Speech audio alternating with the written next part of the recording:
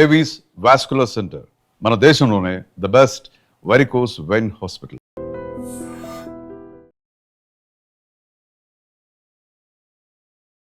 Welcome to I dream. నా పేరు Lumbini. 91% of Indians కుక్కలు వీధుల్లో ఉంటే చాలా సేఫ్గా ఫీల్ అవుతున్నారంట. ఇది ఓన్లీ ఒక పాజిటివ్ నోట్ మాత్రమే. బట్ ఇంకొక సైడ్ చూస్తుంటే కుక్కలు వీధుల్లో ఉండడం వల్ల చిన్నపిల్లల్ని అటాక్ చేయడము, కొన్ని సందర్భాల్లో పిల్లల ప్రాణాలు కూడా పోవడం, ఇలాంటి సందర్భాలు అయితే మనం చూసాం కదా. నిజంగా కుక్క కాటు అంత విషమా, అంత ప్రాబ్లమాటిక్గా మన బాడీకి కుక్క కాటు అనేది ఉంటుందా? సో ఏంటి డిస్కస్ చేద్దాం. అండ్ ఆల్సో రేబీస్ వ్యాధి గురించి కూడా మనం మాట్లాడదాం. ఈరోజు మనతో పాటు ఉన్నారు senior neurosurgeon doctor Ranganatham garu. Let's talk to him. Hello sir, నమస్తే.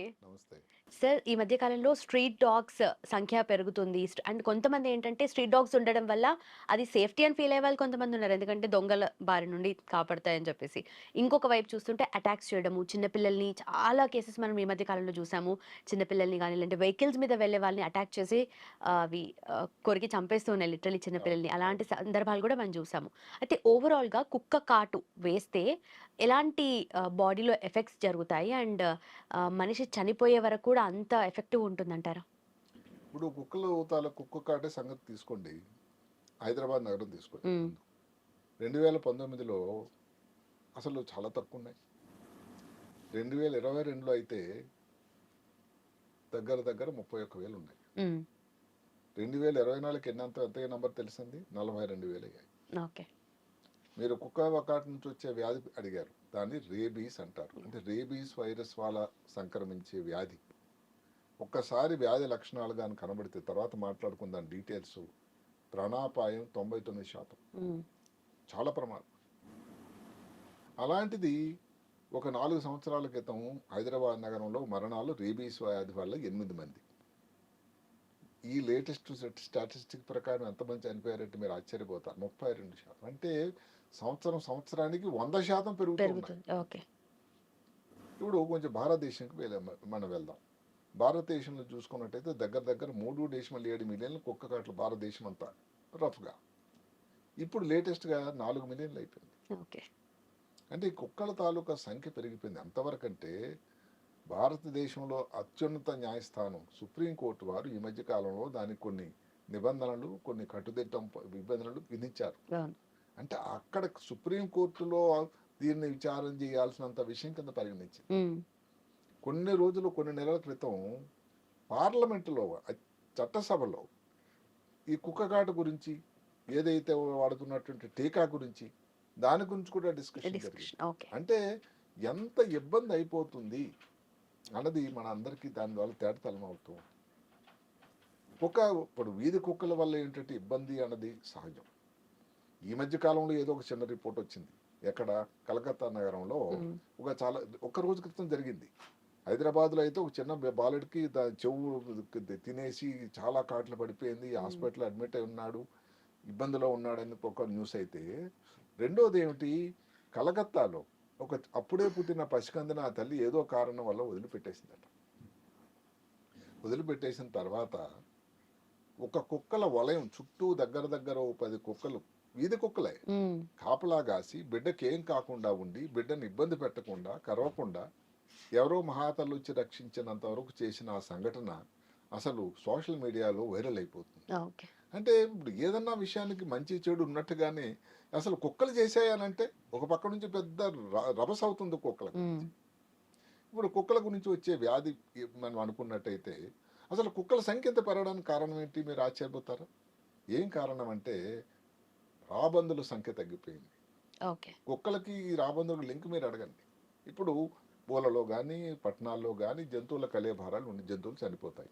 జంతువుల కలేభారాలు ఊరు బయట పడేస్తారు కదా. ఈ అప్పుడు రాబందులుకి ఎలాగ ఇన్ఫర్మేషన్ తెలిసిపోతుందట అంటే కొన్ని నిమిషాల్లో కొన్ని మోక అక్కడ కమిటీ అంటారు దాన్ని, వాలి ఒక దగ్గర 45 నిమిషాల్లో కొన్ని టన్నుల దీనిని మాంసాన్ని తినేస్తాయి. అందు కూడా ఎంత నీట్గా చేస్తాయంటే అసలు ఎక్కడ దాని తాలూకు ఆచూకీలు ఉండవు. అయితే ఒకప్పుడు ఉండేటువంటి 40 నుంచి 50 మిలియన్లు ఉండేవి రాబందులు భారతదేశంలో సంఖ్య. ఈ మధ్య కాలంలో 2019కి 12,000 అయిపోయినాయండి.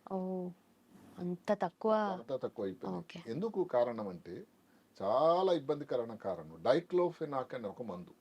ఓకే. డైక్లోఫెనాక్ నొప్పి కోసం ఇచ్చే మందు, బ్రూఫెన్ అని అంటాం. దాని తాలూకా కాస్ట్ తగ్గిపోయింది, హ్మ్. ఆ పేటెన్సీ తీసేశారు. దానితో ఈ జంతువులకు ఏదైనా నొప్పి కానీ జ్వరం కానీ దెబ్బ తగిలింది కోసం ఏం చేస్తుంటే ఈ డైక్లోఫెనాక్ వాడుతున్నారు. ఏదైతే పశువులు, జంతువుల హ్మ్. కన్నా పశువులు, క్యాటిలు ఏదైతే వీటి వల్ల వాళ్ళకి ఆరోగ్యం అయితే పడిపడింది, రైట్. రైట్. కానీ ఏదో ఒక టైంలో చనిపోతాయి కదా అవి. అవును. అవి చనిపోయినప్పుడు ఈ కలేబరాలని ఈ రాబందులు తింటే ఈ రాబందులకు ప్రమాదం జరుగుతుంది. ఓకే. బట్ ఇవి ఈ యానిమల్స్ కేసినప్పుడు ఏం అవ్వకపోతే రాబందులకి ఎందుకు అదే ఎఫెక్ట్ కదా అవుతుంది? విచిత్రం. అవును. ఏదైతే ఉందో ఇప్పుడు మనకు రాబందులు తినేటప్పుడు ఎందుకు మరి ఈ ఇంత కలేబారాన్ని తీస్తుంటే ఏం కాదు వాళ్ళకి పొట్టలో అంటే అందులో బ్రహ్మాండమైన యాసిడిక్ పదార్థం ఉంటుంది. ఓకే. దానివలన వాళ్ళకి ఎంత ఏం తిన్నా మాసం లేదు. ప్రాబ్లం వల్ల ఎక్కడ వస్తుంది ఈ హ్మ్. కలేబారాలు ఏదైతే డైక్లోఫెనాక్ తీసుకున్న క్యాటిల్ హ్మ్. పశువులు చనిపోతే వాళ్ళ కిడ్నీ డ్యామేజ్ అయిపోతుంది. ఓకే. అంటే రాబందుల కిడ్నీ డ్యామేజ్ అయిపోయి మరణాలు జరిగిపోతుంది. దానికని అసలు భారత ప్రభుత్వం ఈ మధ్యన నడుము కట్టుకుంది. అదే కాకుండా 2000 నుంచి 2005 సంవత్సరంలో గణాంకాల ప్రకారం దగ్గర దగ్గర 5 లక్షల మంది భారతీయులు ప్రిమెచ్యూర్గా చనిపోయారు. అంటే మామూలు వాళ్ళ వయసుని కంటా ముందుగా. ఎందుకంటే ఈ ఇబ్బందులు, ఈ కాలుష్యం వీటి వల్ల. ఓకే. అంటే రాబందుల తాలూకా ముఖ్యత ఎంతో. అదే కాకుండా ఆర్థికాన్ని భారతదేశం ఆర్థిక పరిస్థితికి దగ్గర దగ్గర ఒక 70 మిలియన్ లాస్ అయిందట. ఓకే. అందువల్ల రాబందుల సంఖ్య ఎంత పెరిగితే ఇప్పుడు ఎన్విరాన్మెంటల్ మినిస్ట్రీ దాని కంకణ కట్టుకుంది. మన నెహ్రూ జూలాజికల్ పార్క్లో సపరేట్గా వీళ్ళని కన్జర్వేషన్ కోసం పెద్ద తయారు చేశారు. అన్ని వాటికి ఎక్కడ సందర్శకులకు చూపించకుండా పార్కులో వాళ్ళు మీరు జూకి వెళ్తే హ్మ్. ఇవి చూపించరు రాబందుల్ని, దానివల్ల డ్యామేజ్ అవుతుంది, ప్రాబ్లం అవుతుందని. ఎంతవరకు సంఖ్య పెంచడానికి, ఓకే. దానికి ఆ టైంలో దాన్ని పిల్లల్ని గుడ్డులు పెట్టడానికి అన్ని అనుగాంత ప్రదేశం కల్పించి ఎంత తొందరగా అయితే అంత తొందరగా కల్పించడానికి ఒక అవకాశం ఉంది. ఎందుకు అంత పని చేయాల్సి వచ్చింది ఒక మాట చెప్తాను. ఇప్పుడు మాటకి ప్రతి ఊర్లోన ఈ పశువులు ఇవన్నీ చనిపోవడం సహజం ఒక వయసు తర్వాత. హ్మ్. దానికి ఈ స్కావెంజర్స్ అంటారు. అంటే ఏమిటి, ఈ రాబందులట ఒక విధి నిర్వహణ, ఒక ముఖ్యమైన పద్ధతి హ్మ్. మనం చెయ్యాలి, కాలుష్యాన్ని తగ్గించాలి అని చేసేటువంటి విధిగా చేస్తూ ఉంటాయి. ఆబ్లిగేట్ స్కావెంజర్స్ అంటారు, ఓకే. సఫాయిదారులు వాళ్ళు. ఇంకా ఆల్టర్నేటివ్స్ మనకే ఉన్నాయి, కుక్కలు హ్మ్. లేదా రోడెంట్స్, ఏది పెద్ద పెద్ద ఎలుకలు లాంటివి. హ్మ్. ఆ! కానీ కుక్కలు జనరలైజ్డ్ స్కావెంజర్స్. అంటే ఏమిటి, ఏదో వచ్చి అలాగా తీసి పడేయడం, చుట్టుపక్కల జల్లేయడం, తీయలేకపోవడం పూర్తిగాను, రోజులు కూడా తినడం. ఓకే. దానితో కాలుష్యం పెరుగుతుంది, సరిగదా తగ్గటం లేదు. హ్మ్. ఒక పక్క నుంచి అదైతే ఇంకొక మాట ఏమిటి, ఈ కుక్కల సంఖ్య పెరగడానికి శాస్త్రజ్ఞులు ఏం చెప్తున్నారంటే ఈ మాంసం తిని తిని ఇంకా వాటిలో క్రౌర్యం ఎక్కువైపోయి కుక్కల సంఖ్య పెరిగిపోతుంది. వీధి కుక్కలు ఇప్పుడు ఎక్కడ మీరు చూసినా విచ్చలవిడిగా తిరుగుతున్నాయంటే, సరే ఒకటే ఏంటంటే వ్యాక్సిన్ ఇవ్వకపోవడం, లేకపోతే వాటి కుటుంబం అంతా ప్లానింగ్ స్టెరిలైజ్ చేయకపోవడం, ఒకటే చేయకపోవడం స్టెరిలైజ్ కదా! చేయకపోవడం ఒక పద్ధతి అయితే ఓకే. ఓకే. ఈ కారణం. అందువల్ల రాబందుల సంఖ్య తగ్గిపోవడం, వీధి కుక్కల సంఖ్య పెరిగిపోవడం, హ్మ్. దానివల్ల కుక్క కాట్లు పెరగడం, వాడేటువంటి వ్యాక్సిన్ తాలూకు పర్సంటేజ్ చాలా పెరిగిపోతుంది. అంటే ఒక్క మాటలో చెప్పాలంటే ఎంత నష్టం జరుగుతుంది భారతదేశానికి అర్థం చేసుకోండి. అందువల్ల ఇప్పుడు ఏంటంటే భారత ప్రభుత్వం రాబందులను ఇంకా సంరక్షణ చేయాలి, ఓకే. వాళ్ళని పెంచడానికి అన్ని కఠిన చర్యలు తీసుకోవడం వల్ల ఈ మధ్య కాలంలో 2022 కల్లా ఆ సంఖ్య 19,000కు వచ్చింది. సౌత్ ఇండియాలోనే కొంచెం ఒక దగ్గర దగ్గర కొన్ని వేల వరకు వచ్చింది. అంటే ఏమిటి, ఈ సంఖ్య పెరిగితే ఈ కాలుష్యం తగ్గుతుంది, ఈ ఇబ్బందులు తగ్గుతుంటాయి, కుక్క కాట్లు కూడా తగ్గుతున్న ఆలోచనతోనే. ఓకే. మీరు అడిగారు కుక్క కాటు వల్ల వచ్చే వ్యాధి పేరు రేబీస్. రేబీస్ అంత విషమా సార్ కుక్క కాటు మనిషికి? అంటే అదిగా రేబీస్ అన్నది వైరస్ వ్యాధి అది. హ్మ్. హ్మ్. అంటే కుక్క కాటు ఎక్కడో చేసింది చెయ్యి మీద అనుకోండి, ఫస్ట్ వైరస్ అక్కడికి ఎంటర్ అవుతుంది. ఓకే. ఎంటర్ అయిన ఎంబటే అక్కడ ఉండే కండరాలన్నీ తినేస్తుంది. ఆ కండరాలకి ఏంటి, ఒక పక్కన నరాలు ఉంటాయి చిన్నవి, ఆ నరాల నుంచి ఇంకా మొదలవుతుంది జర్నీ. హ్మ్. అంటే ఎంతవరకు అంటే ఒక సూపర్ ఫాస్ట్ ట్రైన్ మించిపోయినట్ట. హ్మ్. ఇంకా దాన్ని ఎవరు ఆపే శక్తి లేదు, ఇంకొకసారి లోపలికి వెళ్ళిందంటే. ఓకే. అది ఎంతవరకు టక టక అని జరిగిపోతూ దానిలో ఉండేటువంటి ఒక డైన్యూరిన్ అని ఒక ప్రోటీన్ ఉంటుంది, దానిని అపహరణ చేస్తుంది. ఓకే. హైజాకింగ్ మనం ఎప్పుడో ఇది విమానాల హైజాకింగ్ కార్ల హైజాకింగ్ ఈ నరాల తాలూకా ప్రోటీన్ హైజాక్ హైజాక్ చేస్తుంది. చేస్తుంది. ఓకే. చేసి ముందు ఇక్కడ దెబ్బ తగిలితే మరి వెనక్కి వెళ్తుంది, వెనక నుంచి ఏదైతే ఉందో నరంలో ముఖ్యమైన భాగం సెల్ బాడీ అంటాం, ఆ బాడీకి వెళ్తుంది. ఓకే. అక్కడ నుండి వెన్నుపాముకి వెళ్తుంది. వెన్నుపాములోకి వెళ్ళిందంటే ఇంకా అసలు సంఖ్య ఇన్న వైరస్ తాలూకు సంఖ్య విపరీతంగా పెరిగిపోతుంది. విష పదార్థాలను రిలీజ్ అవుతాయి. అక్కడ నుంచి కొన్ని సెకండ్ల పాటే బ్రెయిన్, ఓకే. ఇంకా బ్రెయిన్లోకి వెళ్తే అల్లా కల్లోలం జరుగుతుంది. ఇనీషియల్ స్టేజ్లో వచ్చినట్టయితే ఏదో కోపం, అగ్రెషను, తాపం, ఏదో వస్తువులు సరిగ్గా కనబడకపోవడం, తర్వాత ఏదో చికాగా ఉండడం, సరిగ్గా ఆకలి లేకపోవడం, వాటర్ తాగుతుంటే గొంతుకులో సడన్గా హైడ్రోఫోబియా అంటారు, ఓకే. స్పాజం లోపలికి వెళ్ళిపోవడం, అది చాలా ముఖ్యమైన లక్షణం రేబీస్ వ్యాధికి, అందరూ గమనించండి. లేదు ఇంకా లేటుగా చేసిగా ఏదైనా కారణాలు ఉండేటట్టయితే నెమ్మదిగా ఫిట్స్ లాగా రావడం, కోమాలోనికి వెళ్ళిపోవడం, ప్రాణాపాయం కూడా జరుగుతుంది. ఓకే. ఇంకా అందరూ శాస్త్రజ్ఞులు ఏం చెప్తారంటే రేబీస్ వ్యాధితాల లక్షణాలు కానీ చూపితే 99%, 98% మరణం అని. అది రేబీస్ తాలూకు. అంటే ఎంతవరకు చెప్తూ ఉంటే ఒక శాస్త్రజ్ఞుని ఇంట్రెస్టింగ్గా ఏం చెప్పాడంటే హైజాకింగ్, ఏదైతే నరాల్లో ఉన్న ప్రోటీన్ హైజాక్ చేయడం ఒక step, train super fast train మించినటువంటి దాని స్పీడ్లో వెళ్ళడం, అక్కడితో ఆగకుండా అక్కడ ఉండేటువంటి సమాచార వ్యవస్థ, పోస్టల్ సర్వీస్ అనుకోండి, నరాల వ్యవస్థ పోస్టల్ సర్వీస్ లాగా ఇక్కడ నుంచి ఇక్కడ సమాచారం వెళ్ళాలి కదా, లింక్స్ అది డిజేబుల్ చేసేయడం పూర్తిగా. ఓకే. అదే కాకుండా ఏదైతే ఉందో ఈ మనం డిస్రప్టివ్ ఫోర్సెస్ అన్ని కలిసి రోగ నిరోధక వ్యవస్థ ఏదైతే ఉందో డిఫెన్స్ ఫోర్సెస్ అని యుద్ధంలో ఎదుర్కొని ఇన్ని ఇబ్బందులు తయారు చేస్తుంది ఒక్క వైరస్. ఓకే. ఇమ్యూనిటీ చచ్చిపోతుంది ఇంకా. ఇమ్యూనిటీ ఉన్నా కానీ దాన్ని పనిచేయకుండా చేస్తుంది. ఓకే. అదే కాకుండా మీరు ఒక చిన్న విషయం ఆలోచించండి, ఈ రేబీస్ వైరస్లో ఉన్నది 5 ప్రోటీన్లు. మానవుని శరీరంలో ఉండే నరాల్లో ఉండేది ఏంటంటే 2000. మరి ఎందుకంటే ఇంత ప్రమాదం జరుగుతుంది? అందులో ఒక ప్రోటీన్ ఉంటుందట, పీ ప్రోటీన్ అంట. అది ఎలాంటిదంటే దాని తాలూకు రూపాంతరం చెంది, మనం వైరస్ టైం ఏది కోవిడ్ టైంలో విన్నాం, శుభ్రంగా నెమ్మది ప్రవాహం చేసి మిగతా అన్నింటిని నాశనం చేసి వస్తుంది. ఉన్నది ఒకటే కానీ ఎంత ప్రమాదం చేస్తుందో వినండి. అందువల్ల ఏదైతే రేబీస్ వ్యాక్సిన్ కానీ రేబీస్ కానీ వచ్చేటట్టయితే దానివల్ల ముందు ప్రోడ్రోమల్ సిమ్టమ్స్ అంటే ముందు వచ్చే ఇబ్బంది, దానికి మామూలుగా ఏదైతే ఉందో ఈ ఇంక్యుబేషన్ పీరియడ్ అంటాం, వ్యాధి రావడానికి కొన్ని నెలల నుంచి కొన్ని వారాల వరకు, సంవత్సరం వరకు కూడా ఉండొచ్చు, కానీ ఒక్కోసారి చాలా ఫాస్ట్గా వస్తుంది. అది దేని బట్టి ఉంటుంది?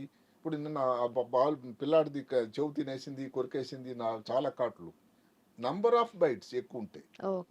లేకపోతే ఇప్పుడు ఫేస్ మీద కానీ మెడ మీద కానీ ఉందనుకోండి, చాలా ప్రమాదం. ఎందుకంటే బ్రెయిన్కి ఎంతో దూరం లేదు, పెద్ద వయసులో కానీ. అదే కాకుండా ఇమ్యూనో వ్యవస్థ మీరు అన్నారు కానీ ఉండేటట్టయితే, బాగా డీప్గా ఉండేటువంటి బైట్స్ కానీ ఉండేటట్టయితే తొందరగా రావడానికి రేబీస్ వ్యాధి అనేది చాలా చాలా అనువుగా అవుతుంది. ఇది వచ్చేటప్పుడు ప్రోడ్రోమల్, ఇందాక చెప్పినట్టు ఇలాంటి పెద్ద ప్రమాదమైన లక్షణాలే కాకుండా ప్రోడ్రోమల్ సిమ్టమ్స్, ఏదో జ్వరం, చికాగ్గా ఉండడం, బాగా వీక్నెస్ అనిపించటం. అదే కాకుండా ఎక్కడైతే కుక్క కరిచిందో అక్కడ దురదేస్తుందట, అక్కడతో నాగకుండా వచ్చేదాని నరాల లక్షణాలు, ఇందాక మనం చెప్పినటువంటి హాలుసినేషన్స్ కానీ ఈ ఫిట్స్ మాదిరి. తర్వాత పెరాలసిస్, శరీరంలో ఒక భాగం పూర్తిగా పెరాలసిస్ అయిపోవడం, కాలు చేయి పని చేయకపోవడం, మూతి వంకరైపోవడం, జ్ఞాపక శక్తి పోవడం, అదే కాకుండా పూర్తిగా అన్కాన్షియస్ అయిపోవడం. అంటే అంత ప్రమాదమైన వ్యాధి రేబీస్ వ్యాధి. దీనికి చేయాల్సిందల్లా ఏమిటంటే కుక్క కాటు వచ్చినట్టయితే డాక్టర్ని సంప్రదించాలి. ఇది అందరిలో అవగాహన చాలా ముఖ్యం. ప్రజల్లో కొంతమంది అట్లాగే వదిలేస్తూ ఉంటారు, ఏం కాదులే బాగానే ఉన్నాను కదా, అవును, కానీ అంత అక్కడ వెంటనే సింప్టమ్స్ తెలియకపోయినా కూడా మీరు బాగున్నంత మాత్రం వైరస్ అలా ఊరుకోదు. కరెక్ట్. అక్కడ దాన్ని శుభ్రం చేయాలి. శుభ్రం చేసిన తర్వాత డాక్టర్ గారి సంరక్షణలో ముందుగాని ప్రీ బై ప్రొఫిలాక్సిస్ అని అంటారు, అదే కానీ చిన్న దెబ్బ ఇబ్బంది రాకముందు కానీ వచ్చేటట్టయితే 3 డోసులు ఇస్తే సరిపోతుంది యాంటీ రేబీస్ వ్యాక్సిన్.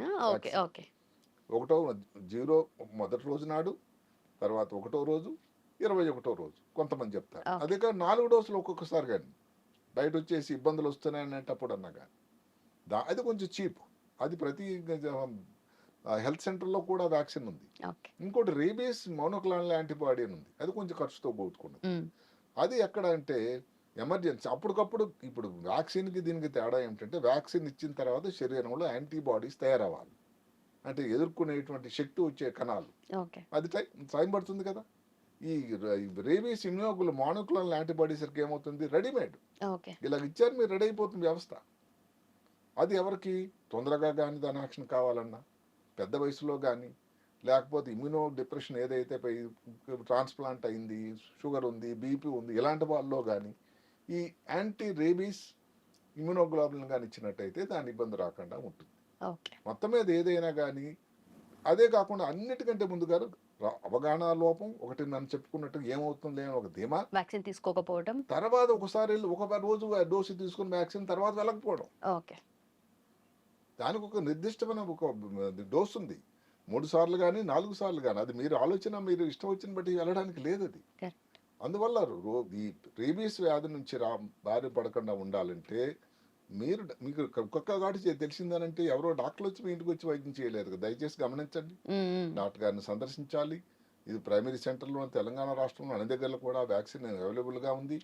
దానిని వాడుకొని వాళ్ళు ఎన్ని డోసులు చెప్తే అన్ని డోసులు వాడినట్టయితే ఆరోగ్యంగా ఉండడానికి, ఇబ్బంది రాకుండా ఉండడానికి, ఏదైతే అత్యంత ప్రమాదం ఉన్నటువంటి వ్యాధి రేబీస్ వ్యాధి రాకుండా, దాని బారిన పడకుండా ఉండడానికి చాలా ఉపదాహంగా ఉంటుంది. ఇంకా ఎంత ప్రయత్నం, ఇంకా ఏదైతే ఉన్నాయో రాబందుల సంఖ్య పెరిగినంత వరకు కుక్కల సంఖ్య ఉంటూనే ఉంటుంది. ఏదో ఒక కలకత్తా నగరంలో జరిగిన సంఘటన సంతోషంగా ఒక పక్క నుంచి కన్నా ఇప్పుడు హైదరాబాద్లో చూస్తూనే ఉన్నాం, పెద్దవాళ్ళని, చిన్నవాళ్ళని, పిల్లల్ని, మోటార్ సైకిల్ మీద వెళ్తున్న వాళ్ళని అందరిని అటాక్ చేయడం, అందులో మోక, అది ఎంత ప్రమాదం. అందువల్ల ఇప్పుడు ప్రభుత్వం నుంచి ఏదైతే ఉందో, ఏదైతే చెప్పింది దానికి ఇచ్చేయడం కానీ, వ్యాక్సిన్ ఇవ్వడం కానీ కుక్కలకి, లేకపోతే స్టెరిలైజేషన్ కానీ చేయడం అనేది అంత సింపుల్ పద్ధతి కాదు. సుప్రీంకోర్టు వారు కూడా చెప్పారు, పక్కన పబ్లిక్ ప్లేసెస్లో దానికి ఒక్కొక్క ఇవి పెట్టండి, కేజెస్ పెట్టండి. ఇవన్నీ ఎక్కడ సాధ్యమండి, ఎంత ఖర్చుతో కూడుకున్నది. మొత్తం మీద ఏంటంటే అందరి నుంచి కూడా అవగాహన, కుక్క కాటి నుంచి బారి పడకుండా ఉండాలనే మనం కోరుకుందాం. కానీ ఎంత తొందరగా వచ్చినట్టయితే ఈ ప్రమాదం రేబీస్ వ్యాధి నుంచి రాకుండా బారిపడి ఉండాలంటే డాక్టర్ గారిని దగ్గర సంపాదించి, డాక్టర్ గారి దగ్గర ఏదైతే దాన్ని క్లీన్ చేయడం కానీ, దానికి డ్రెస్సింగ్ చేయడం కానీ, వ్యాక్సిన్ వేసుకోవడం అనేది అంత ముఖ్యం. దయచేసి ఇది అందరూ గమనించండి. సరే, ఈ యాంటీ రేబీస్ వ్యాక్సిన్ ఒక్కసారి తీసుకుంటే, ఫర్ ఎగ్జాంపుల్ ఇప్పుడు కుక్క కాటు అయింది, ఒకసారి వ్యాక్సిన్ తీసుకున్నారు, తర్వాత కొన్ని ఇయర్స్, ఫర్ ఎగ్జాంపుల్ ఒక 2-3 ఇయర్స్ తర్వాత మళ్ళీ ఒకసారి కుక్క కాటు అయింది అనుకోండి, అది మళ్ళీ తీసుకోవాలా వ్యాక్సినేషన్, లేదంటే పూర్తిగా డోస్ తీసుకున్నారా లేదా, అది కంప్లీట్ చేస్తే ఇది రావడానికి అవకాశం లేదు. ఓకే. అదే కదా ప్రీ ప్రొఫిలాక్సిస్ అని ముందు జాగ్రత్తగా తీసుకుంటే 3 డోసులు. ఓకే. సో ఎప్పటికీ ఎఫెక్ట్ ఉంటుంది. అయిన తర్వాత తీసుకున్నట్టయితే 4 డోసులు. ఓకే. ఐ థింక్ ఇప్పుడు పాతకాలంలో లాగా వ్యాక్సిన్ టైప్ లో లాగా ఎవరైనా కానీ ఎఫర్ట్ చేయగలిగినట్టయితే మోనోక్లోనల్ యాంటీబయాటిక్ ఉంది, యాంటీబాడీ. మీకు ఇన్ని 4 సార్లు డాక్టర్ దగ్గరికి వెళ్ళక్కర్లేదు. అయితే మరి ఖర్చుతో కూడుకున్నది. ఎంతమంది మామూలుగా దాన్ని ఎఫర్ట్ చేయగలరు, అది కదా ముఖ్యం. Right sir, thank you so much. నమస్తే.